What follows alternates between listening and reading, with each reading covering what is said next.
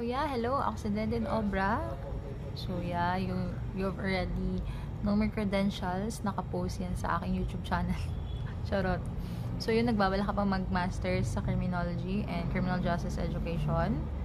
So yeah, this video is right for you, so stay tuned. So, i-discuss ko sa'yo kung ano ba yung mga bagay na dapat alam mo bago ka mag-masteral sa criminal justice education with specialization in criminology. Ang dami yun, di ba? So, yeah. Bago ka mag-masteral sa ating line of work. So, ano yung mga bagay na dapat mong alam. So, yun. Ako na ang nadapa, nahirapan para sa'yo. Para, hindi mo na ulitin yung mistakes ko. So, yeah, kung ikaw ay fresh graduate ng criminology, actually, we have different, yung irap ko, no? Actually, we have different time frame. You don't need to rush things. It's not meant to happen to you on this day or this time. You don't have to rush things just to sabihin na, I have to do this kasi sabi ni ganito, sabi ni ganyan. You have your own clock, okay?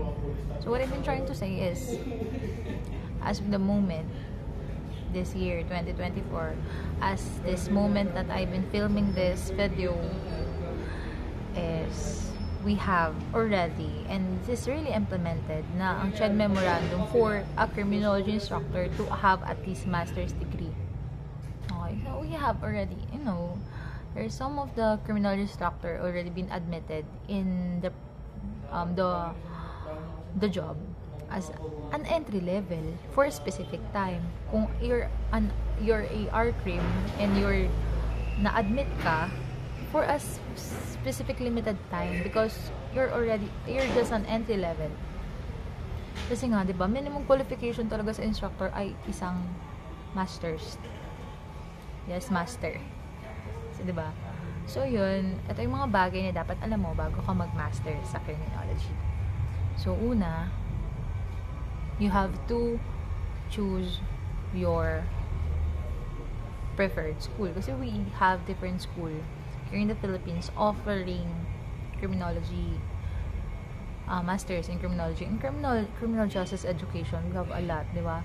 Yung pinaka-prestigious natin today is the Philippine College of Criminology or PCCR. Pero, unlike with, we have others pa, di ba?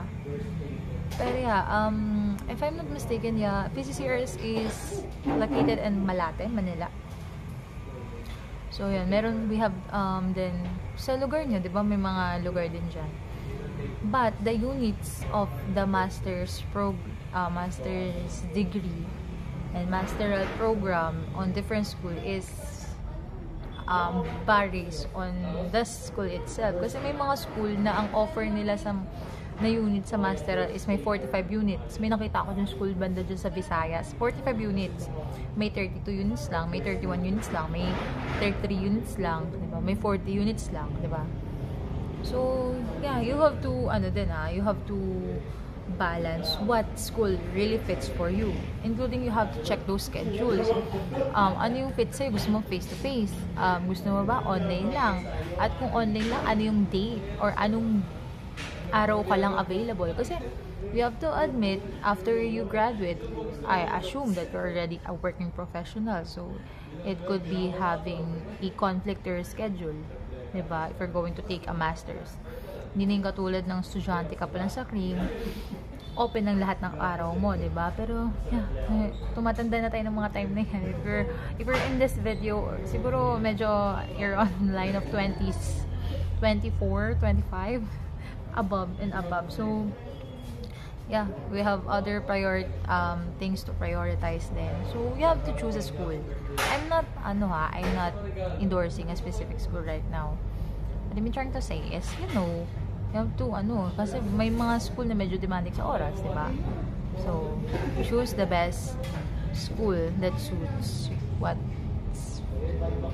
suits on your needs right now. Ikalawa is, you have to gear up with your reporting skills. Gear up.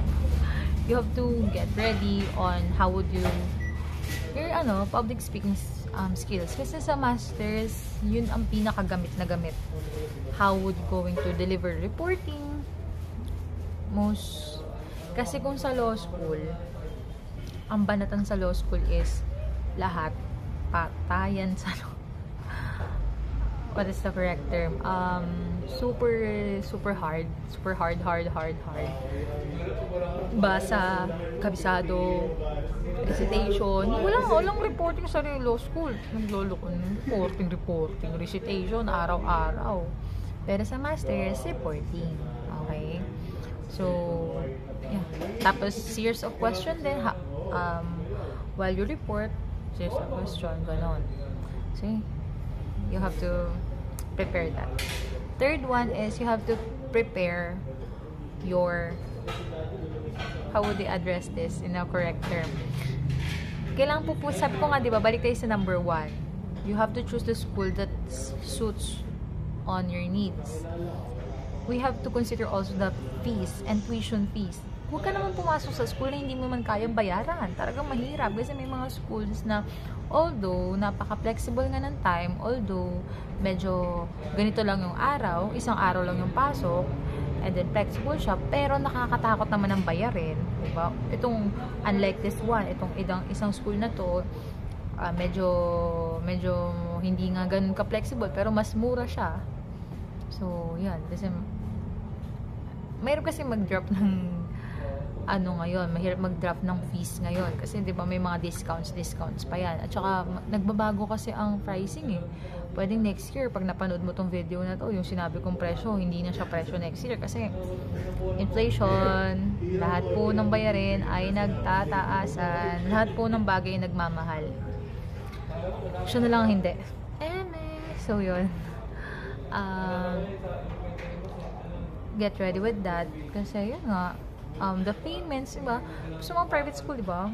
Or although we have the law na no permit, no exam, but you're going to take the exam nga, even though you don't have the permit. But after that, you can never enroll naman for another sem kung hindi ka pa bayad, lalo na kung nakakatakot ang... So yeah, pumasok ka sa school na kaya natin bayaran. So, another tip is coordinate your classmates very well. Diba? Huwag magmagaling, huwag yung, at the same time, kung ikaw ay medyo magaling naman, huwag maging mayaman, kasi, huwag maging mayabang, kasi somehow, you will going to need them, diba? Don't create your enemy. If you cannot even build your friends, at least don't create them, or don't include them as your enemies. Kasi yung mga classmate mo yan, mga nasa na yan, usually, yung mga classmate ko sa masters, mga pulis na talaga, as in, nasa pwesto na, diba? They're just taking the masters to leverage their position or to make that education to escalate or promote their position, parang promote sila, so they're already in the position. So don't you ever make them like your enemies, or don't you ever show na yung super yabang mo, diba? Or, diba, mga ganun kasi, diba? Porket matalino ka, tapos hindi lang siya nakapag-recite, or hinanapan mo talaga ng butas yung situation, hinanapan mo talaga ng butas yung kanyang report. Ito. Yun, maging mapagkumbaba tayo. And last tip is that be ready. Ready natin yung ating mga utak at mga brain cells. Kasi kung nahirapan ka na sa iyong bachelor's degree during 4 years, this would be another hard lol. Charot. Medyo mahirap-hirap din to kasi it's masters. So they're also expecting a master, a graduate student, graduate school students. It's already graduate school.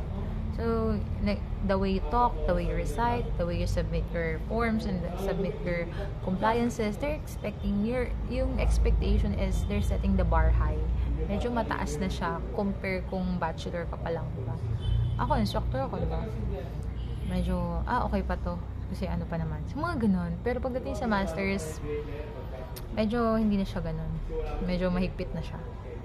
So, yun, no? I do hope that nakatulong ako. So, follow nyo ako para malaman natin yung iba pang mga ideas and tips, diba? Sabi nga nila, the best way and the fastest way to learn things is to learn it from the other person.